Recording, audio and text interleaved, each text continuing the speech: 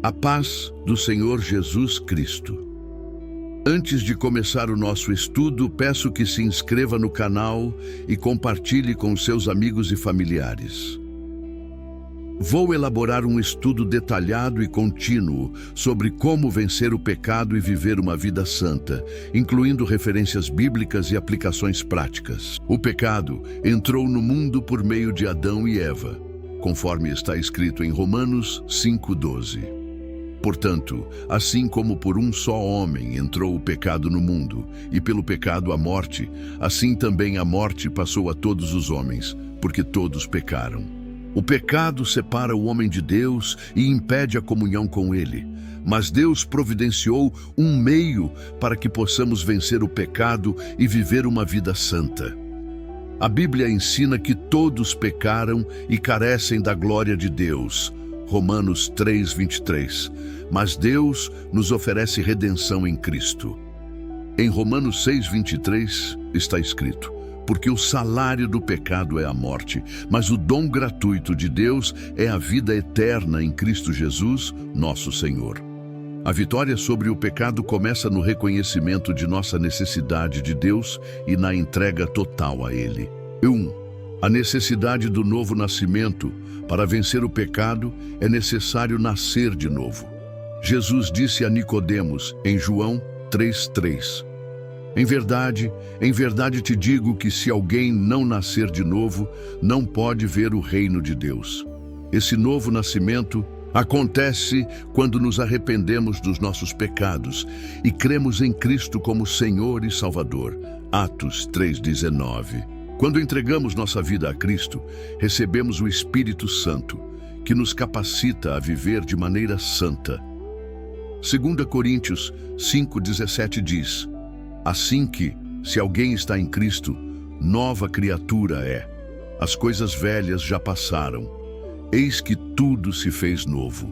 E o 2, santificação, um chamado de Deus. Santificação é um processo contínuo de transformação, onde deixamos de lado a velha natureza e nos tornamos mais semelhantes a Cristo. Em 1 Pedro 1:15-16 está escrito: mas, assim como é santo, aquele que vos chamou, sede vós também santos em toda a vossa maneira de viver, porque está escrito: sede santos, porque eu sou santo. A santificação ocorre pela ação do Espírito Santo em nós. Gálatas 5:16 ensina: digo, porém, andai no Espírito, e jamais satisfareis a concupiscência da carne.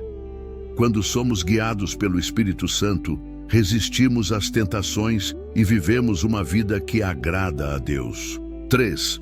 O poder da palavra de Deus. Uma das armas mais eficazes contra o pecado é a palavra de Deus.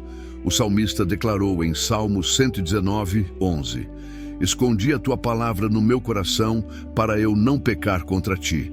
A palavra nos ensina, corrige e fortalece nossa fé. 2 Timóteo 3:16-17. Jesus usou a palavra para vencer a tentação no deserto.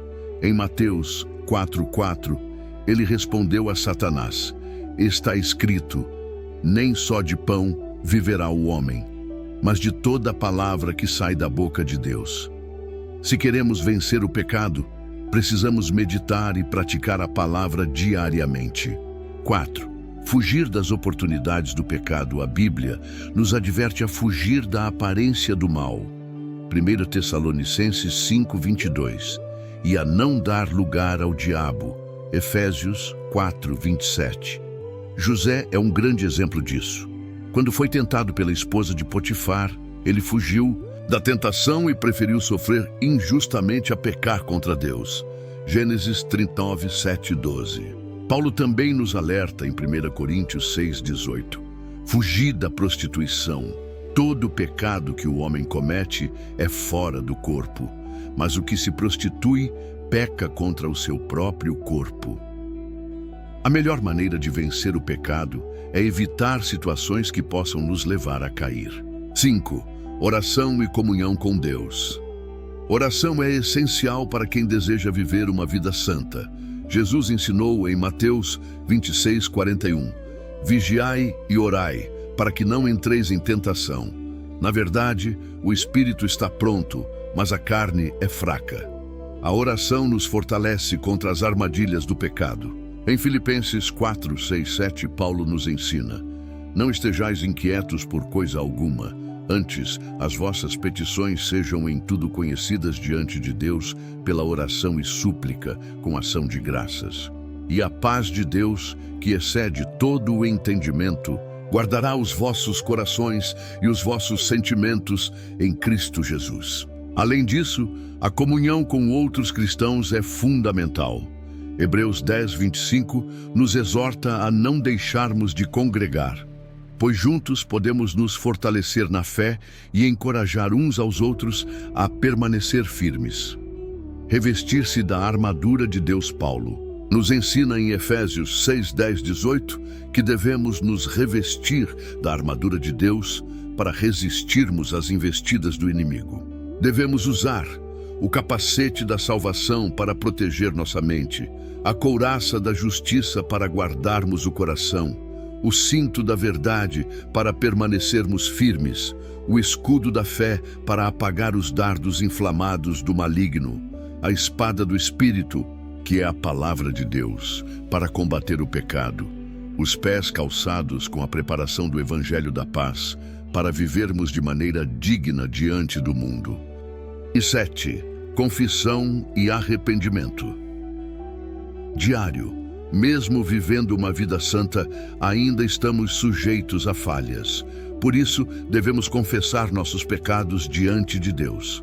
1 João 1, 9 nos assegura: se confessarmos os nossos pecados, Ele é fiel e justo para nos perdoar os pecados e nos purificar de toda injustiça.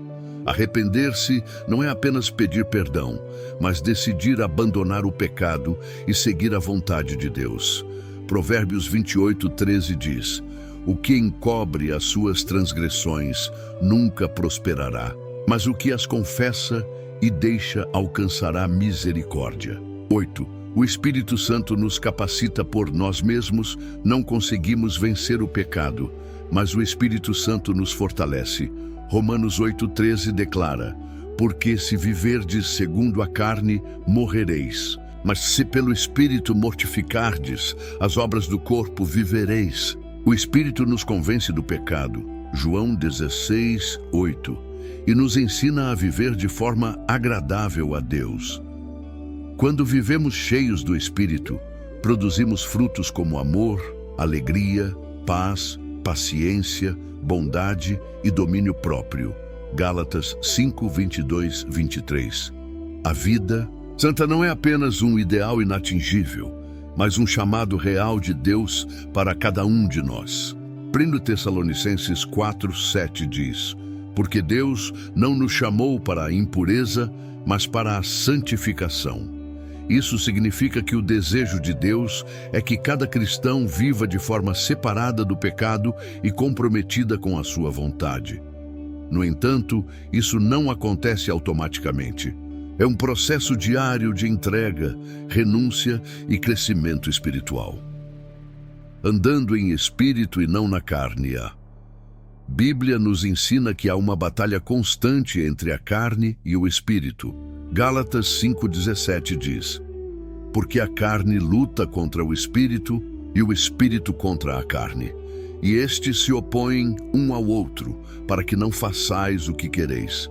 A carne representa a nossa natureza pecaminosa, nossos desejos egoístas e a inclinação para o erro. O Espírito, por outro lado, nos direciona para a vontade de Deus e para uma vida de santidade. Para vencermos essa batalha, precisamos nos encher do Espírito Santo diariamente. Efésios 5,18 nos exorta: enchei-vos do Espírito. Quando nos enchemos do Espírito, os desejos da carne perdem força. Em vez de alimentar nossa carne com coisas que nos afastam de Deus, devemos alimentar nosso espírito com oração, jejum, comunhão e estudo da palavra. 10. Transformação pela renovação da mente. Nosso comportamento é um reflexo do que habita em nossa mente. É por isso que a Bíblia nos chama a transformar nossa maneira de pensar. Romanos 12:2 diz: "E não vos conformeis com este mundo, mas sede transformados pela renovação do vosso entendimento, para que experimenteis qual seja a boa, agradável e perfeita vontade de Deus." A mente renovada pelo Espírito Santo não é controlada pelos padrões do mundo, mas pela verdade da palavra de Deus.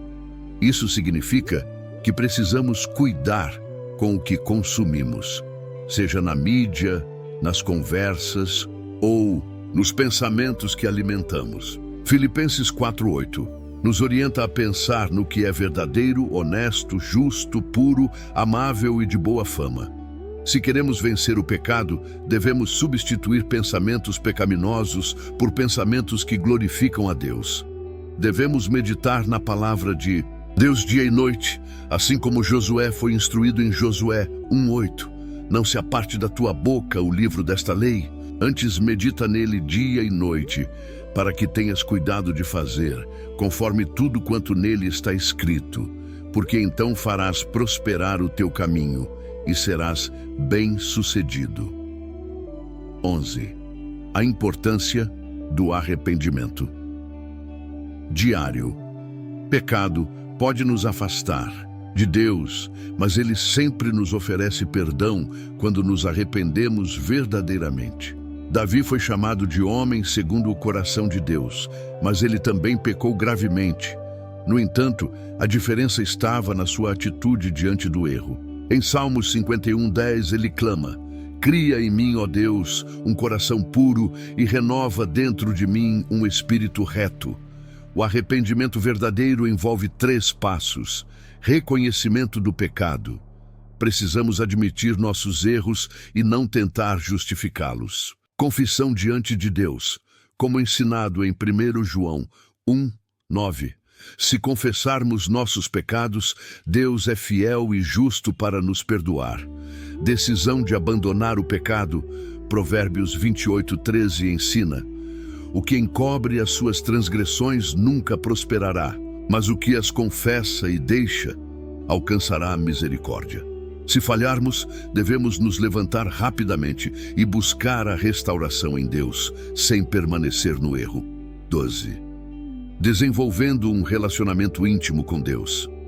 A santidade não é apenas evitar o pecado, mas estar cada vez mais perto de Deus. Tiago 4:8 nos convida: "Chegai-vos a Deus, e Ele se chegará a vós." A proximidade com Deus nos fortalece para vencer as tentações.